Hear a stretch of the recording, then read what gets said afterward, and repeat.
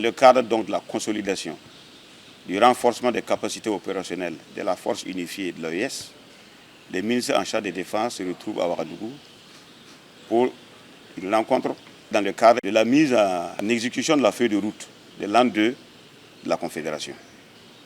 Nous nous retrouvons pour examiner un certain nombre de documents capitaux, pour très bon fonctionnement et à la poursuite de l'opérationnalisation de la force unifiée, et surtout de discuter sur le statut qu'on doit conférer à cette force.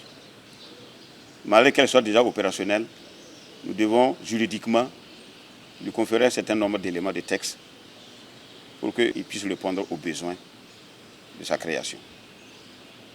Nous sommes venus donc rendre une visite de courtoisie aux camarades président du FASO, chef de l'État, dans le but de recueillir ses orientations et ses conseils sur la tenue de cette réunion, durant laquelle nous allons discuter également de l'actualité en cours et des événements qui se déroulent dans l'ensemble de nos pays, des opérations qui sont conduites et également des activités terroristes qui sont enregistrées ces derniers jours, comme vous avez pu le constater. Les orientations du camarade président sont bien claires. La force unifiée de l'AES doit être un fer de lance de la lutte contre le terrorisme. Pas seulement de la lutte contre le terrorisme, de la lutte contre la forfaiture qui est en cours, qui est de déstabiliser notre espace, qui est de nous faire retourner en arrière par rapport à nos ambitions d'indépendance, de souveraineté et de développement de notre espace pour le bonheur de notre peuple, de nos populations. Nous devons prendre la mesure de la situation actuelle, qui n'est plus seulement une guerre contre le terrorisme, mais c'est une guerre qui peut être une guerre de longue haleine, une guerre de haute intensité, et nous devons nous préparer tous à cela.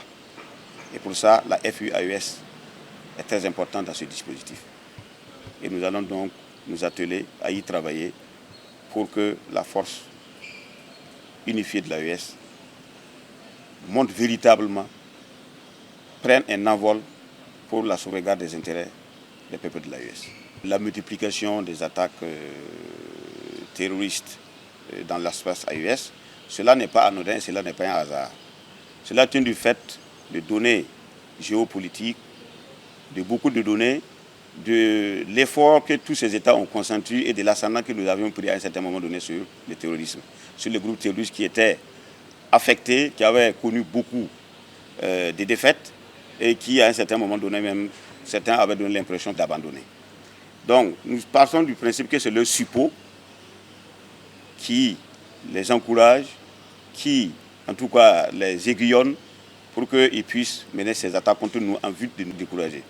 Ce qui n'est pas inconcevable, et vous aurez constaté que toutes les attaques qui ont eu lieu, que ce soit au Burkina, au Niger ou au Mali simultanément, ont eu du répondant.